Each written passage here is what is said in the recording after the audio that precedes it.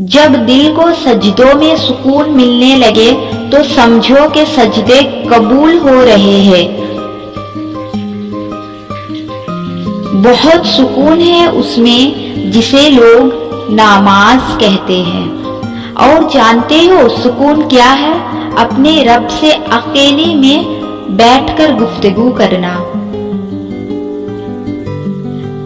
اگر قسمت کا لکھا ہی سب کچھ ہوتا تو اللہ انسان کو دعا مانگنا کبھی نہیں سکھاتا۔ ہاتھ کی لکیروں پہ نہیں بلکہ ہاتھ بنانے والے رب پہ یقین ہونا چاہیے۔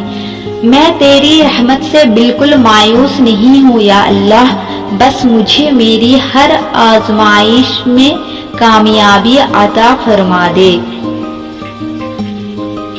پرندہ جب اڑنے کی ٹھان لے تو ہوا کا راستہ دینا ہی پڑتا ہے۔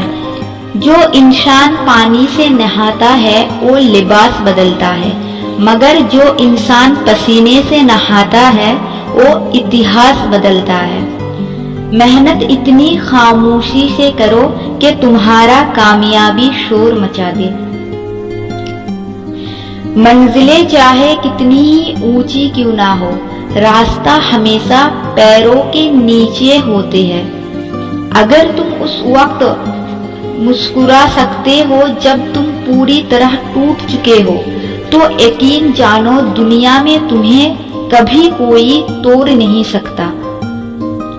حضرت علی رضی اللہ تعالیٰ عنہ نے فرمایا، دنیا میں سب سے زیادہ وہ لوگ سکون میں رہتے ہیں جو مشکل وقت میں کہتے ہیں میرے لیے بس اللہ ہی کافی ہے۔